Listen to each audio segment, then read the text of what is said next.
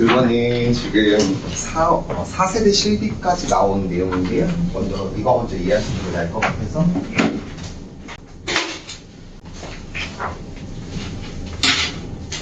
그러면 어떻게 팀장님은 처음 이제 설계사 시작하시는 거고 어느 분 통해서 오셨어요? 정찬. 팀장님은요? 저희 본부장님? 김규리 씨. 규리 팀장님? 알겠습니다.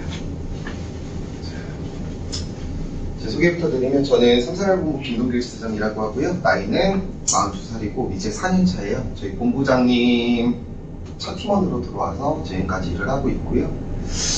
사실 회사 적응 잘 하셨으면 좋겠어요. 왜냐면 저도 4년 전에는 진짜 빚쟁이에서 지금은 그래도 전세 뭐 대출 없이 할 수 있는 정도 그 정도는 좀 성장을 했고 지금은 사실 그냥 정상적으로 일만 하면은 한 3천 정도는 벌게 되었거든요. 한 2년차 돼서부터는 한 3천씩은 벌었던 것 같아요. 그렇게 만들어주는 회사니까요. 잘 선택하셨고 열심히 하시면 주실 것 같습니다. 그래서 제가 결혼도 못할 뻔하다가 올해 결혼했어요. 축하드립니다. 네. 축하인지 아닌지 모르겠지만 네, 어쨌든 결혼했습니다. 자, 오늘 실손보험 배워볼 건데요. 실비보험 지금 다 가입은 해두셨을 거예요. 두 분 다. 실비보험 지금 몇 세대 가입해 두신지 알고 계신가요? 본인의 실비? 저는 2세대 100세. 2세대 실비고 저는 잘 모르시죠? 언제 가입하셨어요? 제가 부모님이 하셨어가지고. 그럼 내가 병원에 갔을 때 몇 프로 돌려받는구나 이 정도 개념은 있으세요? 없으시죠? 아예 없습니다. 오시면 됩니다. 실비보험 하나씩 알려드릴 건데요. 저희가 최대한 쉽게 말씀드릴게요. 아시는 내용이어서 좀 이해 좀 해주세요. 저희가 뭐 나이가 어떻게 되시죠? 저 31살입니다.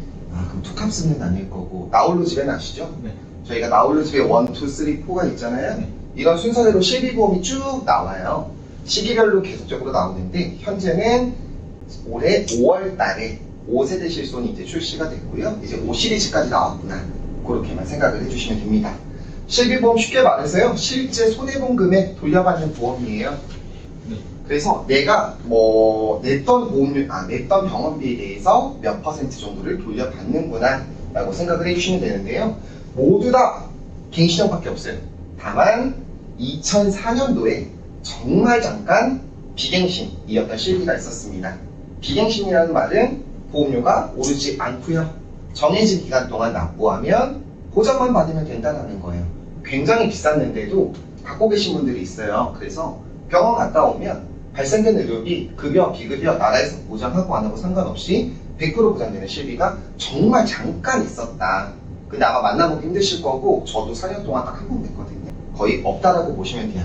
실비는 다 갱신형이다 라고만 생각해 주시면 되고요. 실손보험 왜 필요한지부터 이제 말씀을 드릴게요.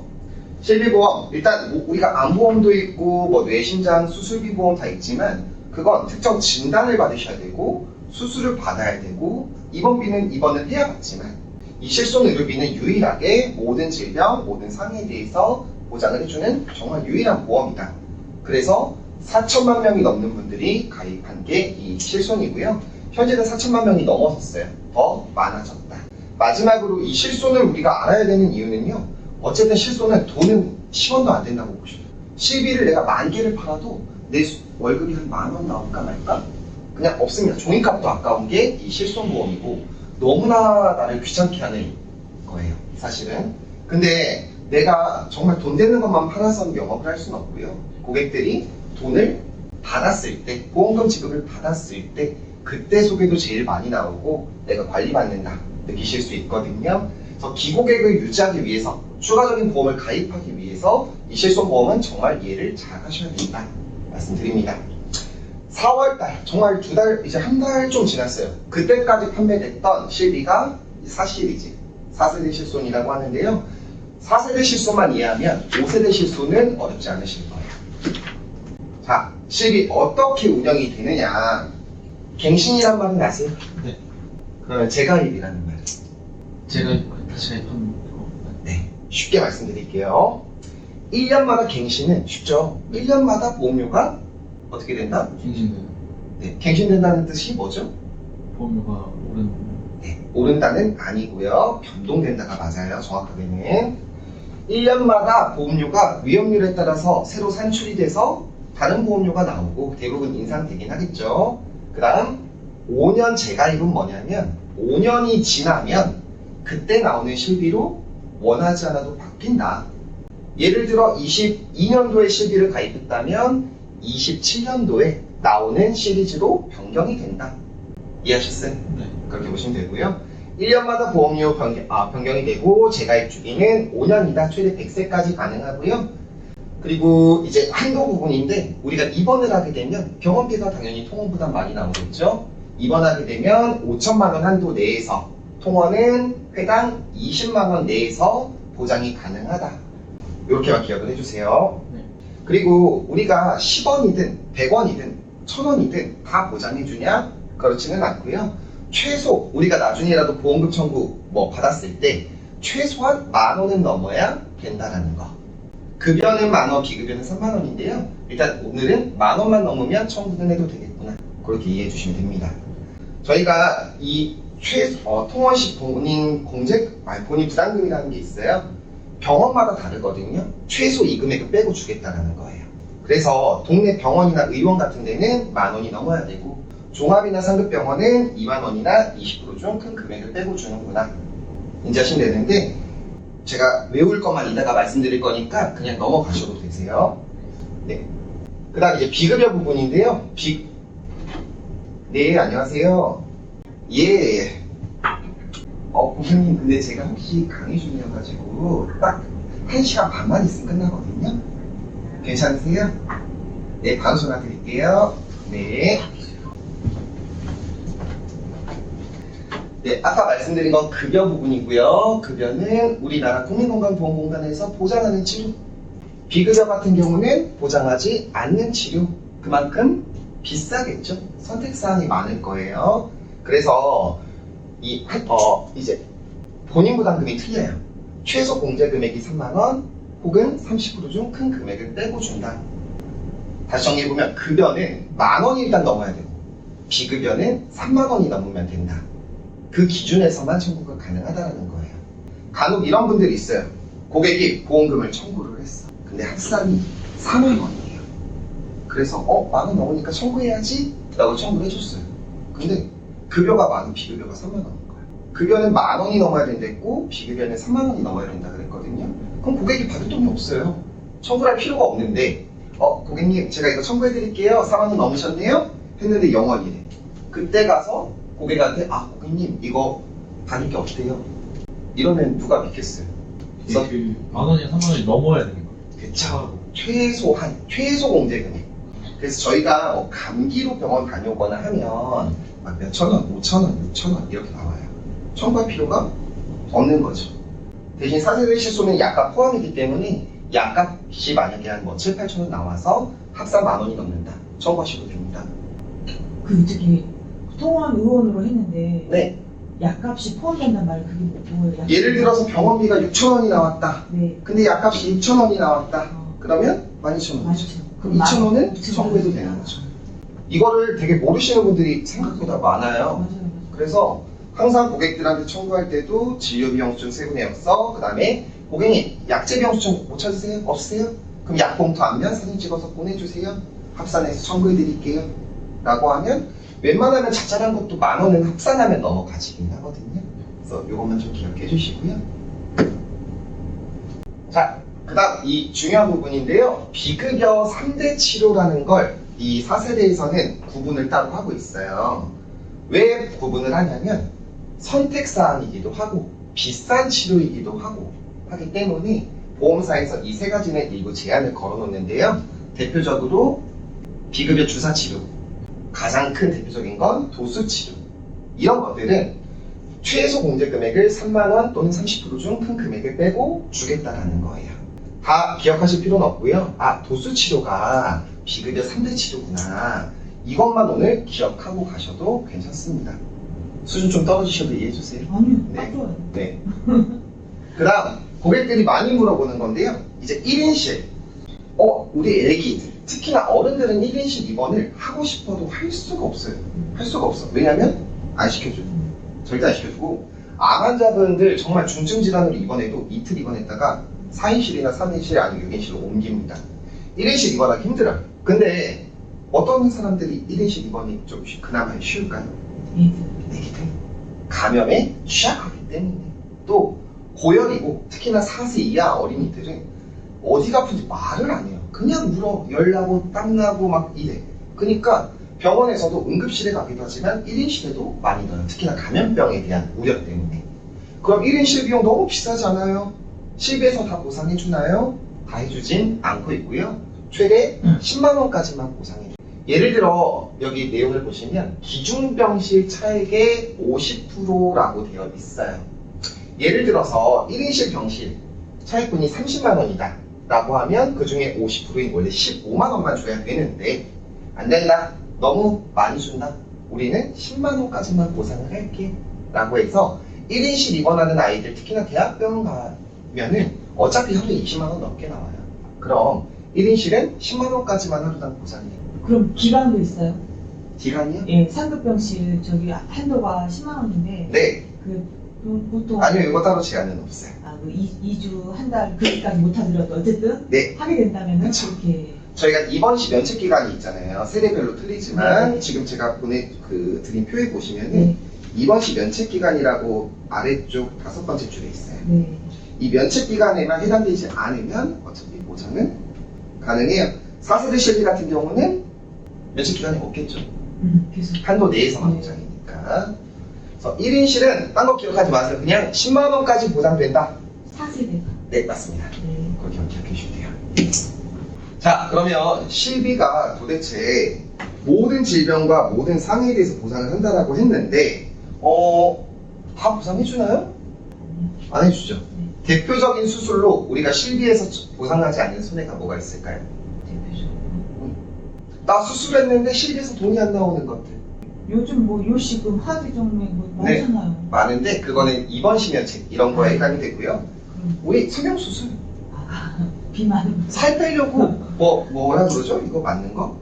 위고비 요즘에 뭐 네. 무슨 마운제로 네. 뭐 하더라고요. 그런 것들이 있는데 이제 말씀 하나씩 드릴게요. 고의 부분이에요. 일단 일부러 다친 거 보험금 타먹으려고. 근데 바보죠. 실비가 아무리 나와봐야 100% 보장인데 고의로 어쨌든 한 경우 혹은 수익자랑 계약자가 피보험자가 다 틀려. 근데 피보험자 예를 들어 선생님이 제 아들이야. 아들이 다치면 병원비는 내가 받아. 너 알아서 해. 내가 돈 받아. 고의로 해칠 수도 있겠죠. 이런 경우도 보상을 하지 않고요. 또 의사가 이 치료를 권하지도 않았어요. 누가 봐도 이상한 게 이 사람 단순 감기야. 근데 말도 안 되는 검사들이 다 들어가 있는 거예요. 그러면 보험사에서 소견서를 요구할 텐데 의사들은 안 써주겠죠. 네가 원해서 한 검사잖아. 의사가 하라고 한 검사 아니잖아. 이런 것들도 보장되지 않습니다. 치과 치료, 한방 치료 이런 것들은 당연히 보장이 안 되고요. 그리고 우리가 건강검진 제일 많이 헷갈리세요. 건강검진 우리 2년에 한 번씩 가는데 혹시 검진 의무적으로 하시나요? 네. 벌써 하세요? 최근에 했었어요. 최근 하셨어요? 돈 얼마나 나오셨어요? 내시경도 하셨을 거고 그건 잘 모르겠어요. 용종 나오셨나요? 작은 거 하나 있었어요. 예. 그래서 병원비 얼마 들었는지도 모르세요? 실비 청구는 하셨어요? 그게 그 부모님이 소속되는 쪽에 했었어가지고 잘 모르겠어요. 팀장님은요? 저는 저거는 아직 자, 우리가 건강검진을 했다. 검진 내가 원해서 한 거잖아요. 비용? 실비 청구 안 돼요. 근데 대부분 우리가 건강검진 하면서 30대 넘어가면 신청을 해요. 나 대장 내시경 한번 해볼래. 위내시경 한번 해볼래. 그래서 검사를 진행을 했어요. 그것도 내 선택이잖아요. 근데 거기서 용종이 나왔네. 우리가 내시경할 때 뭐 동의서 같은 거 쓰는 거 아시죠? 네, 동의서를 쓰고 진행을 하는데요. 용종을 떼게 됐다? 이거 수술이에요. 그로 인해서 만약에 꼭 뭐 병원에서 약을 줬다? 이거 의사 소견이에요. 이런 것들은 보상이 가능하다. 내가 원한 순수 단순 건강검진을 제외하고 검진으로 인해서 어떤 치료가 있거나 시술이 있었거나 한 것들은 모두 보상이 가능한데 단순 건강검진은 안 된다. 우리 영양제 먹는 거 질병일까요? 그냥 지가 먹고 싶어 먹는 거잖아. 이거 네 선택사항이잖아. 이거 당연히 안 되는 거고요.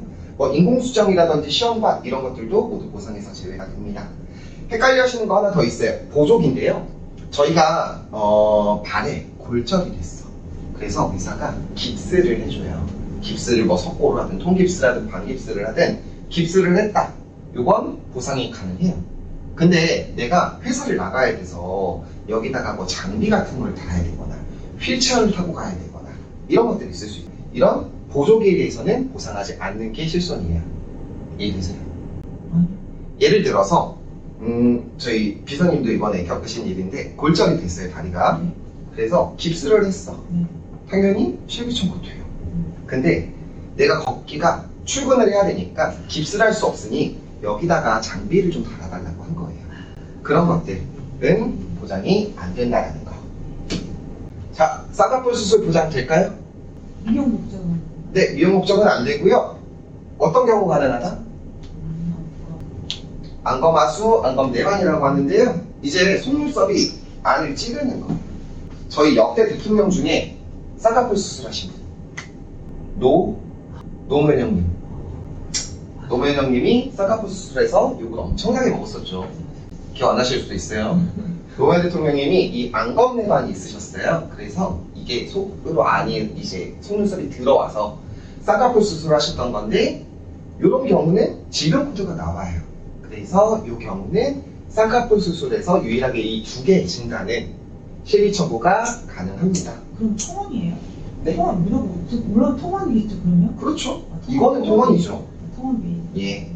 그리고 사실을 교정한다라든지 안경, 뭐 컨택트 렌즈 다 선택사항이니까 이런 것들은 제외가 되고요. 우리가 누구나 알고 있듯이 뭐 외모 개선이라든지 이런 것들은 보상이 안 됩니다. 간혹 이 부대 비용 나오는 경우가 있는데 요즘에 이거는 뭐 거의 없겠죠.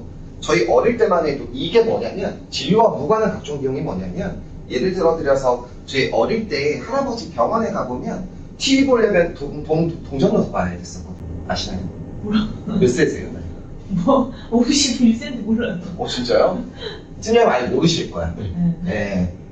그냥 30분당 500원씩 넣어야 TV를 볼 수 있어. 그런 비용이라든지 의료와 무관한 추가적인 비용들에 대해서는 실비에서 보상하지 않고요. 간병비는 선택사항이니까 이것도 당연히 보상하지 않아요. 근데 간호간병은 제작. 저기 간호간병 통합 서비스 말씀하시는 거예요? 아니요, 간병비. 내가 간병인을 고용했어. 네. 간병인을 고용하는 건 실비에서 안 나오죠. 간병인에 대한 비용은. 간병비. 간병 보장이라고 그러죠. 네, 간호간병은 보장은. 다시 정리해드릴게요. 뜻은 모르겠어요. 이거 헷갈리실 수 있는데 네, 간병비, 간호간병 뭐 이게 많이 좀 우리가 간병인이라고 하면 내가 몸을 움직이기 힘들거나 아파서 간병인을 고용을 하는 거잖아요. 고용을 해도 되고 안 해도 되는 거예요.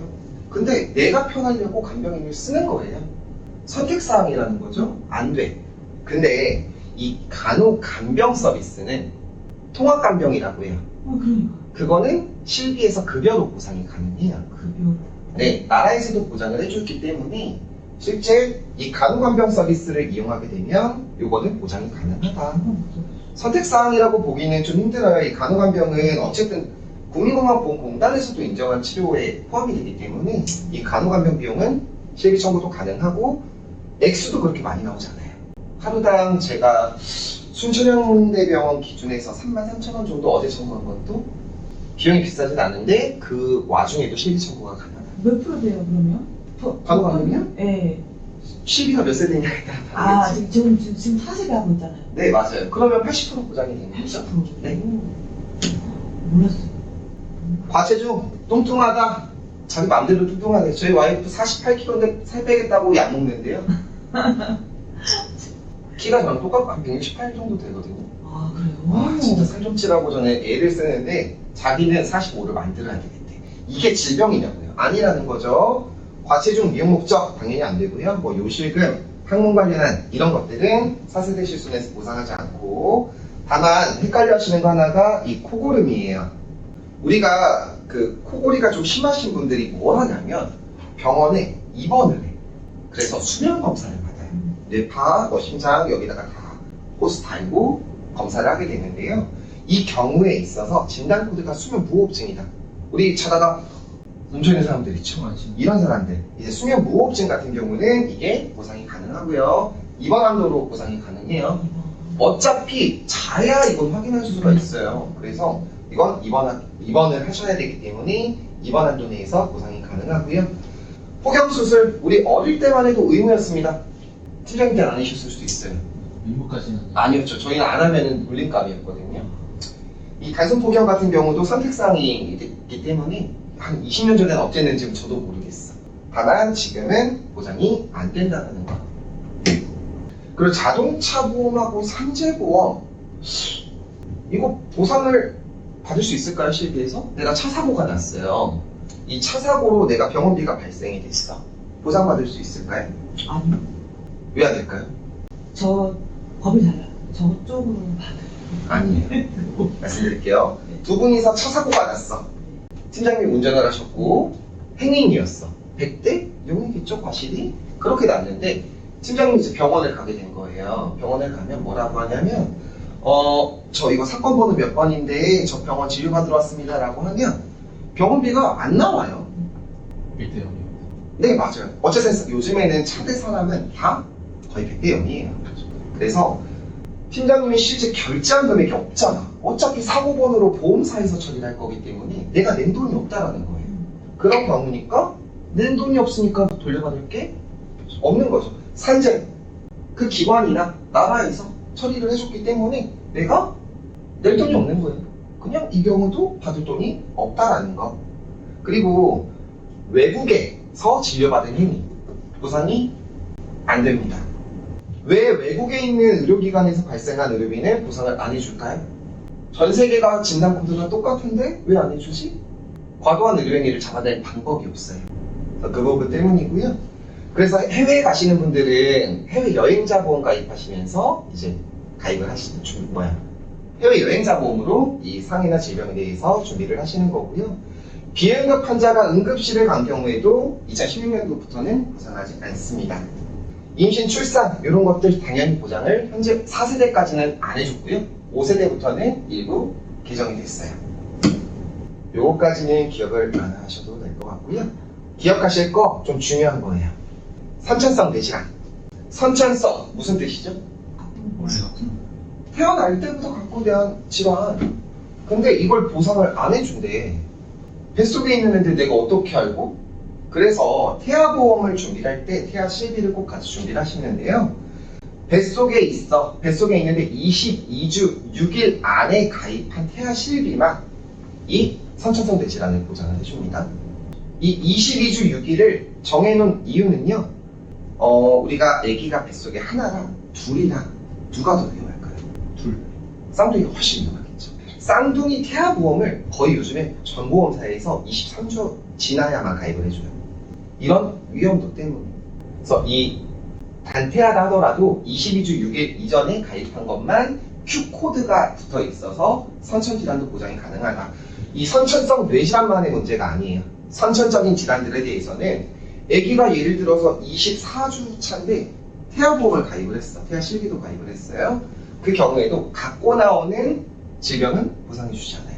새로 생긴 질병은 보상을 해주겠지만 근데 태어난 지 며칠 되도 않은 아기가 선천성 질환이 아니고서 아플 일이 뭐가 있겠어요. 그래서 이 함정이 사실 있는 거예요. 보험사에서 좀 악용하는 거죠. 그것도 급여만 되는 거예요? 저 위에 질환이? 여기 아래 태아 때 가입한 실손을 하면 그거 한 번만 보상된다. 아 이거요? 예. 맞아요. 태아 때 가입한 실손이 하나여서 급여 항목만 보상을 해주는데요. 뇌질환은 어차피 급여를 해줘요. 안에서.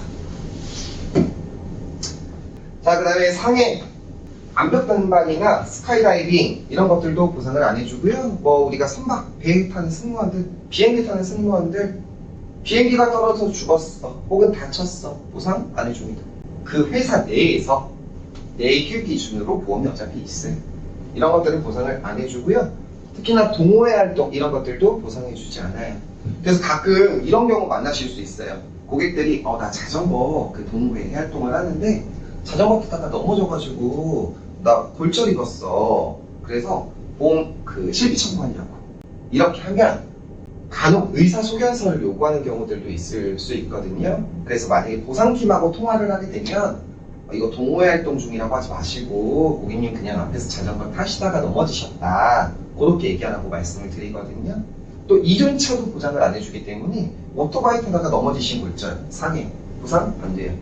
그래서 제 고객님 같은 경우 이런 분이 있었어요. 오토바이에 시동을 켜놓은 상태에서 이거 땡긴다고 하나요? 네. 제가 잘 모르는데, 오토바이 잘 모르는데 땡기려고 하다가 얘가 나가면서 그냥 자기가 넘어졌는데 상처가 크게 난 거예요. 병원 가가지고 선생님한테 저 이거 오토바이 하다가 넘어졌다고, 그래서 이거 치료해달라고 해서 치료받고 청구를 하셨어. 보험금 안 나왔어요. 보험사에서 고객님 이거 추가서류 필요한데 이거 혹시 왜 다치셨어요? 라고 했는데 이 사람이 오토바이 타다가 넘어졌어요 라고 한 거예요. 그래서 보상금이 안 나왔었고, 그래서 제가 이제 그 의사분하고, 병원하고 통화해서 소견서 다시 변경하고 그 다음에 재청구해드렸거든요. 본인 본부서 이미 보상과에 말을 해버렸는데도 네. 그렇게 해도 괜찮아요? 오토바이를 운전하신 게 아니라 오토바이를 옆으로 치우시려다가 넘어지셨는데 고객님께서 말씀을 잘못하셨더라고요. 그래서 의사 소견서 청구하니까 재심사 부탁드립니다. 재심사 해야죠. 그러면 실비 자체, 아니 오토바이 자체가 실비에서 보상 안 된다는 말씀? 이름 찾는 안 하죠. 아. 네, 그러면 보험사 많아죠. 그리고 전쟁, 뭐 내란, 사변 네. 안 되죠. 네. 왜냐하면 전쟁이 나면 누가 보상을 해주죠? 네. 보상해줄 사람이 없으니까. 그래서 이런 것들이 있다 정도만 기억하시면 되고요. 중요한 부분 말씀드릴게요. 기억하실 건 4세대 실손에서는 급여는 내가 20% 부담하는구나, 비급여는 30% 부담하는구나, 그게 끝이고요. 그 외에 중요한 것들, 이번 시 면책기간, 다른 실비 같은 경우는 뭐 180일이나 185일이나 뭐가 막 복잡해요. 근데 4세대 실손은 그런 거 기억할 필요 없어요. 그냥 연간한도 5천만 원 내에서 보상을 해준다. 그리고 납입 중지라는 게 있다. 제가 아까 해외에서 난 사고 보상한다 그랬나요? 안 한다 그랬나요? 안 한다. 안 하죠. 해외에 있는데 이 실비보험료를 내는 게 억울하잖아요. 그리고 우리 좋은 회사 가시면 뭐 단체 실손을 가입을 해줘요. 그냥 우리 회사에서 실비 내줄게, 그냥 우리 실비 써 하면서 그냥 단체 실손을 서비스를 해줘.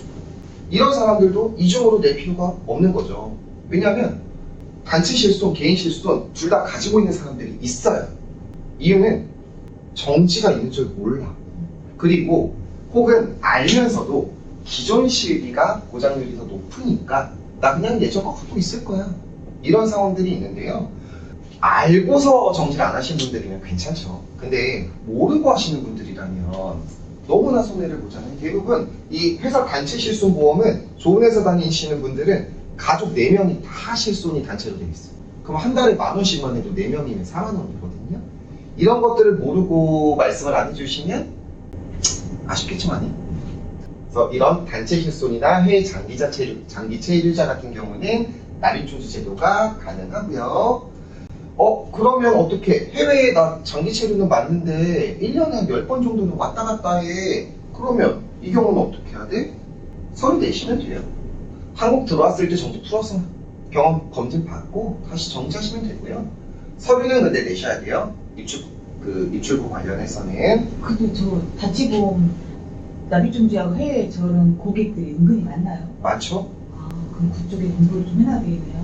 그냥 쉽게 생각하시면 돼요. 단체 실손이 있거나 네. 해외 장기 체류 하시는 분들. 저 같은 경우도 저희 누나가 베트남에 가족 4명 다 정지해놨으면 되는데 거의 실비보험료만 20만 원 정도 나가니까 그런 돈 아끼면 너무 좋죠. 그래서 뭐까지는 빼도 되겠다. 이거는 보셨을 거고. 자, 이제 제일 중요한 거 하나씩 이제 배워볼게요. 네, 저희가 실비보험 1세대부터 현재 5세대까지 판매가 되고 있고요. 1세대 실손, 뭐 구실손이라고도 부릅니다. 이 날짜 기억하셔야, 제가 표 드렸죠. 네. 09년도 7월 말일날 이전에 가입한 분들은 구실손이구나. 여기서 중요한 건데요. 본인 부담금, 이것 때문에 이 나이 많으신 분들이 비싸도 그냥 갖고 있는 거예요. 이유가 입원하면 자기 돈이 하나도 안 들고 100% 보장. 그리고 통원을 했다. 그럼 약간 포함해서 5,000원만 내시면 모든 치료가 끝납니다.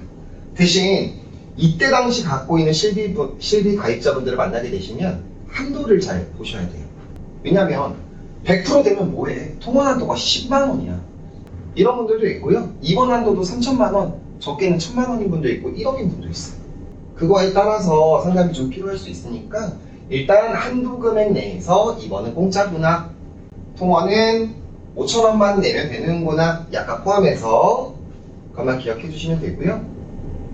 그 다음에 한 가지 더 중요한 거. 상해 의료비 보장이라는 게 옛날 실비에만 있어요. 이게 뭐냐면 제가 아까 교통사고가 났다. 사고번호 불러주면 병원비가 안 된다 그랬죠. 근데 예를 들어서 병원비가 300만 원이 나왔어. 근데 내가 사고번호로 했으니까 돈 나온 게 없잖아요. 근데 이때 당시 나온 상해 의료비에서는 내가 실제 돈을 안 냈어도 발생된 비용의 50%는 해줄게 라는 담보가 있어요. 대부분 500만 원 한도로 설정되어 있으시긴 하거든요. 그래서 예를 들어 내가 300만 원 나왔는데 나는 돈을 안 냈지만 이 특약에서 150만 원 보상받으실 수 있는 거예요. 그거 저기 40%짜리도 있어요? 아니면 다 50%예요? 다 50%. 다 50%예요? 네. 근데 거의 없어요. 이거 갖고 있으신 분이? 예, 많이 저는 없어요. 후보화돼서 많이 왔는데. 그래요? 요즘에는 많이 없어요. 그리고 5세대 나오기에 앞서서 4세대로 전환하신 분들도 꽤 되셔가지고 실제 더 많이 못 보는 것 같아요. 자, 09년도 7월까지를 1세대 실비라고 하는데 구실손이라고도 부릅니다. 그 다음 2세대 실비 09년도 8월부터 17년도까지라고 보시면 되는데요. 달라진 건 뭐 대단한 건 없어요. 그냥 급여, 비급여가 내 부담금이라는 게 10%씩 생겼고요. 이렇게 쭉 늘어나다가 2017년도 3월에 급여 10%, 비급여 20%로 변경이 됐다. 조금씩 내 부담금이 늘어나죠. 대신 부담금이 늘어나는 만큼 뭐는 내려갈까요? 보험료는 내려가죠. 보험료는 계속적으로 내려왔다. 한도도 그렇게 막 특별히 바뀌진 않았어요. 대부분 30만 원 기준으로 해서 통화는 뭐 약값 5만 원에 외래 뭐 25만 원 한다라든지 혹은 뭐 통화 20만 원에 뭐 합산 금액으로 뭐 30만 원 설정한다든지 이 정도만 변경이 됐고요. 보험사가 조금씩은 보험사마다 달라요. 같은 시기에 가입했어도 한도를 꼭 확인을 해 주셔야 됩니다. 핵심은요, 이제 상담 나가시게 되면 고객들 실비보험을 먼저 보게 되실 거예요. 그 실비가 몇 세느냐에 따라서 내가 상담을 시작할 틀이 완전히 바뀌거든요. 제일 기억하실 거 제가 이따도 한 번 더 짚어드릴 건데 2013년 4월 꼭 기억해 주세요. 이걸 기억해야 되는 이유는요, 재가입주기 때문이에요. 15년이라고 써있는 거 보이실까요? 네. 네, 15년. 이게 아까 재가입주기가 뭐라 그랬죠? 재가입주기. 네. 15년이 지나면 다시 그때 나오는 실비로 강제로 바뀐다. 내가 선택할 수가 없는 거예요. 이때까지 가입했던 실비들은요, 나 비싸도 좋아. 나 한 달에 뭐 100만 원, 200만 원 낼게. 나 이거 보장 받을 거야. 유지할 수 있어요. 근데 얘네부터는 2013년 4월부터는 선택을 못해요. 실비만 아직까지도 믿고 계신 분들이 너무나 많은데 이제 이번에 출시된 5세대부터는 보장이 엄청나게 축소가 됐거든요. 그럼 이 사람 실비만 믿고 있다가 2028년 4월이 되면 어떡하죠? 보장이 더 줄어들 텐데 그래서 종합보험을 준비를 하셔야 되는 겁니다. 라고 얘기를 해주셔야 되겠죠. 네. 그 다음 착한 실손이라고 부르는 3세대입니다. 2017년도 4월에 가입하신 분들, 이런 분들이 사실 제 생각에는 제일 최고인 것 같아요. 3세대 실손 갖고 계세요. 보험료도 4세대랑 그렇게 차이가 많이 나지도 않는데 재가입 주기도 15년이고 급여 내가 10%, 비급여 20%만 부담을 하면 되거든요. 옛날 실비하고 그렇게 차이가 없어요. 2세대 실비랑도 거의 차이가 없는데 왜 착한 실손이라고 부르냐면 싸면서도 보장이 2세대랑 맞먹고 그러면서도 재가입 주기가 15년이에요. 예를 들어 이때 진짜 고객들 실비 많이 가입하셨고 전환도 많이 하셨거든요. 왜냐하면 이때인 분들도 재가입 주기가 15년인데 어차피 갈아타도 15년이 유지가 된대. 그러니까 이 실비 갖고 있던 분들, 보험료 부담됐던 분들이 막차 타고 이 21년도 5월, 4월쯤에 다 3세대로 바꾸는 거예요. 그래서 상담하시다 보면 3세대 실비 갖고 계신 분들이 요즘에 진짜 너무나 많아요. 전환하신 분들이. 그래서 3세대의 실비 같은 경우는 재가입 주기가 이것도 15년이라는 거 기억해 주시고요. 착한 실손이라고 부르는 이유 정도로만 기억해 주시면 됩니다. 나중에 고객들 만났을 때 그 실비보험료 낮춰서 영업만 할 생각할 필요가 없고요. 특히나 이 3세대 실비는 칭찬해 주시면서 이 실비 잘 유지해 주시고 대신에 고객님 가입한 날로부터 15년 지나면 그때부터는 보장이 축소가 되기는 합니다. 근데 지금으로서는 제일 좋은 실비예요. 그렇게 말씀해 주시면 됩니다. 4세대로 넘어오면서부터 이제 급여 10% 부담이었던 게 20%로 바뀌었고요. 비급여도 20에서 30%로 변경이 됐습니다. 이 10%가 줄어든 게 핵심이 아니고요. 제일 중요한 건 이 재가입주기예요. 5년으로 확 짧아졌어요. 그럼 21년 7월에 가입하신 분들은 이제 한 달 남았어요. 이제 한 달 뒤면 5세대로 바뀌어요. 그럼 특히나 뭐 도수 치료라든지 뭐 중증 치료가 아닌 경증으로 병원 다녀오셨던 분들은 진짜 깜짝 놀라실 거예요. 실비 청구했는데 뭐야 이거 반도 안 나와? 이런 소리까지 나오실 수 있거든요. 그래서 이 시기별 그리고 재가입 주기 몇 % 보장하는지 이것만 기억을 해주세요. 아래 있는 거 지금 봐도 몰라요. 어차피 몰라. 20% 30% 4세대에서 보장해준다. 뭐 예전에는 더 많이 뭐 본인 부담률이 더 낮았었다.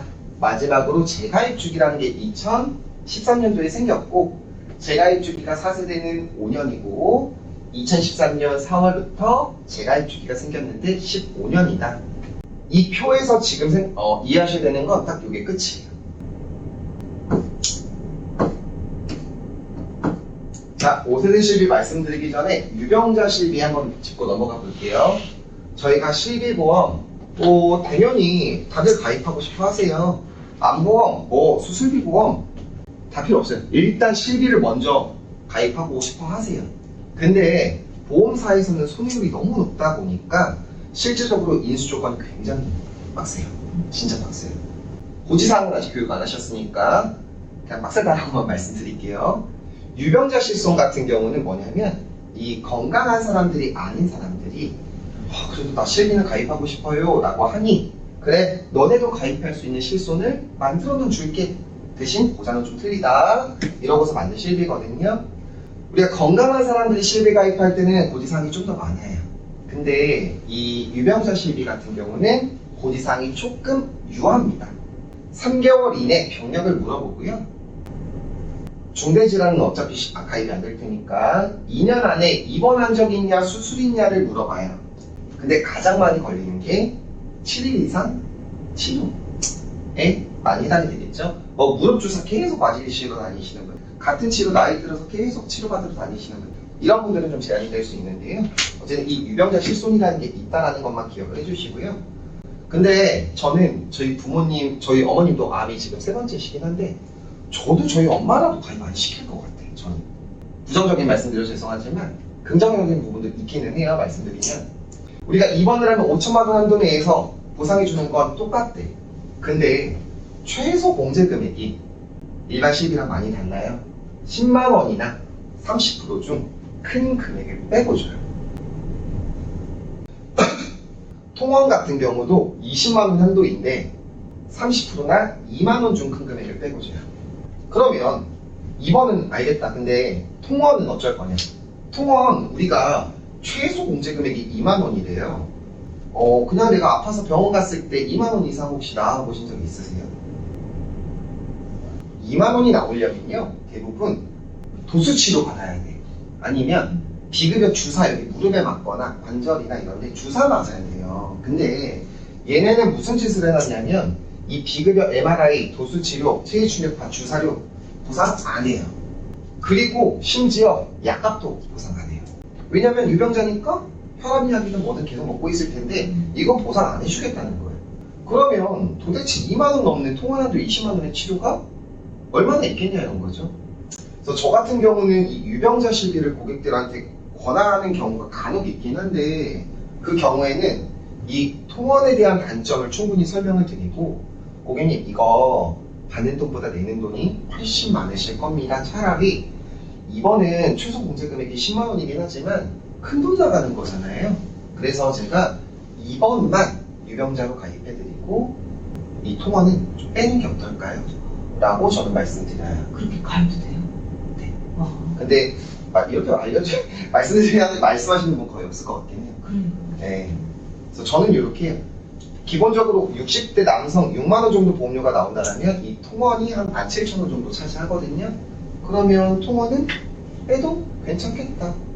대신 이제 진짜 얘기를 잘해주셔야 돼요. 이렇게 팔 거면 고객들이 통원하고 와서 청구해놓고 왜 또 안 나와 돈이 이런단 말이에요. 그래서 유병자 실손을 파실 때는 조금 보수적으로 좀 꼼꼼하게 말씀을 더 해주셔야 되는 것 같아요. 일반 실비보다는. 자, 기억하실 거, 앞에 거 다 잊어버리셔도 돼요. 지금 말씀드린 것만 기억해 주시면 돼요. 4세대 실손, 급여, 비급여, 비율, 아까 몇이었죠? 급여는 20%, 비급여는 30% 내가 부담하면 된다. 자기 부담률, 급여는 10,000원, 비급여는 30,000원. 최소 공제 금액이 있다라는 거. 돈 많이 들어가고 보상 안 해주려는 3대 비급여 치료 뭐가 있냐? 도수 치료, MRI, 비급여 주사 치료 요 3가지 정도 있구나. 다 기억 안 나시면 도수 치료만 기억을 해주셔도 됩니다. 제일 중요한 핵심 이 3번이에요. 재가입주기. 이게 진짜 핵심이에요. 나중에라도 이 날짜는 꼭 기억하셔야 돼요. 아, 2013년 4월 이후에 가입한 실비는 재가입주기라는 게 있구나. 그러면 이분이 아무리 돈을 많이 내도 이 가입한 날로 15년이 지나면 그때 나오는 실비로 무조건 바뀌겠구나. 그래서 고객한테 실비만 믿고 살면 안 된다는 얘기를 해줘야 되겠구나. 그것만 기억해 주시고요. 그 다음에 21년 6월까지만 가입했던 착한 실손 고객들 만나시면 15년 재가입 주기를 말씀은 해주시되 지금으로서는 너무 좋다라는 내용만 말씀해 주시면 되고요. 본인 실비 오늘이든 내일이든 유치자분한테 확인해 달라고 하셔서 내 실비가 도대체 몇 세대고 몇 % 보장해 주는지 한번 확인을 해보시고 병원 관리를 있으시면 직접 청구하시기 전에 내가 한번 계산을 해보세요. 아, 내 실비가 얼마나 오는구나. 이걸 알고 계시면 아마 이해도 좀 더 빨라지실 거예요. 그럼 오늘은 아니고 이거 지난달이라서 5월달 출시된 5세대 실비에 대해서 제가 마지막으로 간략하게 말씀을 드릴게요. 이게 좀 애매한데 5월 1일날 출시된 게 아니에요 있거든요. 5월 6일, 8일 뭐 회사마다 조금씩 달라가지고 나중에는 애매하게 가입한 분들 26년 4월, 5월, 6월에 가입한 분들은